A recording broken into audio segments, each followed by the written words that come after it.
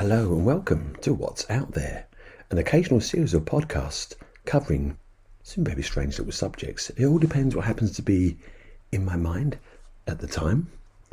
Well, this time round, I'm talking about tradition. And here's something I think we may all have done in the past. So, without further ado, let's tell a tale or two. Picture the scene, if you will. We've had roast chicken for Sunday lunch. I must mention before we get going, if you're vegetarian or vegan, this episode does feature dead meat and murdering animals. So, be warned.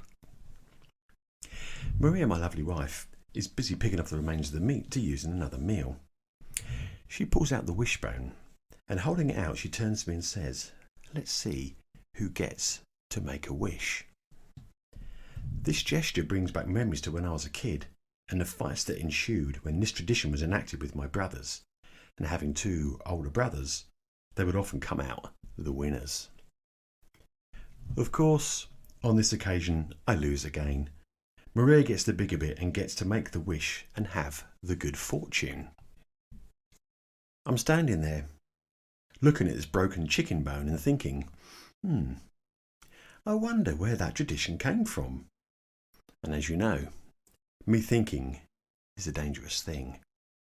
And it's not long before I decide to dig up the details and share this incredibly important information with you all. So, let's go back, way back in time, to around 650 BC, or BCE, depending on which way you want to look at it. We find ourselves in Etruria, a region of Italy that was home to the Etruscan civilization. In the shade beneath some trees, an augur has scratched a circle on the ground. It's divided into sections, and each section has a letter of the Etruscan alphabet marked in it. A white rooster is pecking at pieces of corn that have been scattered across the circle. Seated nearby, the augur is making a note of the letters where the rooster pecks to see what predictions will be made. Now, what he is doing is a form of the ancient divining art of, and excuse my pronunciation, I think I'm going to say it right, electriomancy, using birds to divine the future. This form of divination is related to Ouija by the random selection of letters, to gyromancy by the random selection of letters from a circle around the diviner himself, and to orniscopy, divination by the movement of birds. There's three sort of big words there, but I think you understand them. Ouija you all know because you've seen the boards and you've seen them in action. Gyromancy is a form of divination where you put out a circle of letters and you spin round and round and round, and where you fall, it looks great, isn't it? Where you fall is the letter that you use, or something like that anyway. And orniscopy, well, that covers all sorts of bird-related things. You can see where the birds are in the sky to where it's going to be a good fortune or not. In this case, they're using the chicken to actually pick out the letters that they write on a sheet, or sorry, wouldn't have had a sheet, probably on a clay tablet, and then they'd actually do the divination and tell the fortune from that, or to see whether or not the omens were good or bad. I think I explained it. I hope you've got that, because it's all very complicated. Whenever the Etruscans slaughter a chicken, they would leave the furcula in the sun to dry out, preserving it in the hopes of gaining some of its divining powers. Villagers would then pick up the bone and gently stroke it while making a wish, giving it its more common name of the wishbone. Why they used the furcula or wishbone specifically and not, say, the femur or the ulna is a detail that seems to be lost to history, although there is some speculation that this sort of V shape of the bone represents the female parts and it's all to do with Earth mothers and that kind of thing, but don't quote me on that. Sadly, their omens turned out to be not so great, because the Etruscan civilization was subjugated by its more powerful neighbours, the Romans, and virtually wiped from history. However, their styles of divination lived on under the Romans, and they were taken very, very seriously indeed. As a matter of fact, in ancient Roman times, a roost of prophetic chickens was habitually consulted by the eminent statesmen on matters of the utmost importance.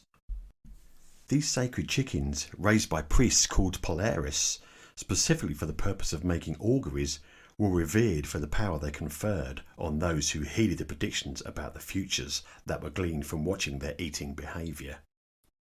I kid you not, good people. This is incredibly serious. Nothing significant was undertaken in the Senate or the armies without omens being drawn from the sacred chickens. The most common method of drawing these omens consisted in examining the manner in which the chickens dealt with the grain that was presented to them. If they ate it avidly while stamping their feet and scattering it here and there, then the augury was favourable. If they refused to eat and drink, the omen was bad, and the undertaking for which it was consulted was abandoned. When there was a need to render this sort of divination favourable, the chickens were left in a cage for a certain amount of time without eating. After that, the priests opened the cage and threw the feed to them. Kind of fixing the odds, you could say. Whilst this notion might strike you all as being almost comical, to the Romans, the sacred chickens were no laughing matter indeed. During the First Punic War, Publius Claudius Pulcher, they've got such complicated names, I know I'm going to mess some of these up, but here we go, turned to the sacred chickens for approval of his plan to launch a surprise attack on the Carthaginian fleet at the harbour of Drepana. When the chicken watcher notified Pulcher that they were not eating, which constituted a bad omen, he replied, "Since they do not want to eat, let them drink," and he had them hurled into the sea. The naval battle which ensued saw the near annihilation of the Roman fleet. A humiliated Pulcher returned to Rome in the aftermath of the disastrous engagement, whereupon he was tried on the charge of impiety. On another occasion, the sacred chickens ran off into the woods, just as Gaius Hostilius Mancinius was preparing to consult them about his upcoming military campaign against the Numantians. The chickens were searched for high and low, but they were never found. As for Mancinius, he suffered a decisive military defeat at the hands of the Numantines and was compelled to accept the terms of their peace treaty. He returned to Rome to face a trial by the Senate. The moral of these two tales is: ignore the sacred chickens at your own peril. Not only did the Romans adopt the chicken for divination, they also took on board the Etruscan tradition of making wishes on the furcula, or the wishbone. According to legend, the Romans went from merely petting the bones to breaking them because of supply and demand. You see, there were never enough bones to go around for everyone to wish on. So two people would wish on the same bone and then break it to see who got the bigger piece and their wish come true. As the Roman Empire expanded, they left their cultural mark in many different places, including the British Isles. People living in England at the time, it is said, adopted the wishbone custom from the Romans too. This appears to be the more popular theory about how this tradition came about. However, the wishbone connotation itself only came into being in the 19th century. Prior to this, a wishbone was known as a merrythought or marriage bone, where the winner would be the first married. In the 17th century, the wish was made whilst balancing the bone on the nose before breaking it.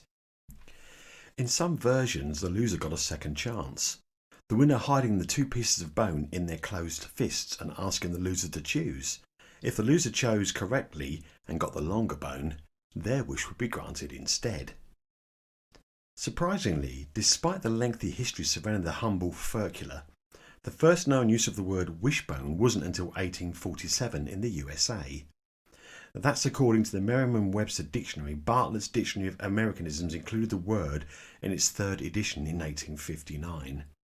It's also thought that the term lucky break might also have come from the wishbone pulling.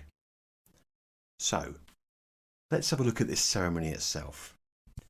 To get the very best from your wishbone, it's important to allow it to dry out completely. The bone is quite flexible and the drying process makes it more brittle and easier to break. When the wishbone is suitably dried out, the two parties involved need to take hold, one on each side, and pull until the bone snaps. Whoever gets the biggest part wins and gets to make a wish and will be blessed with good fortune.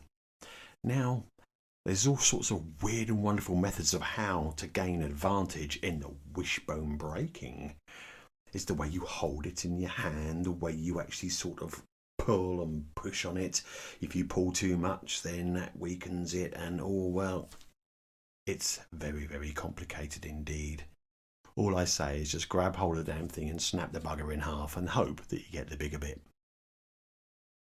Well, what a journey that turned out to be, and all for just one small tradition that so many of us have taken part in.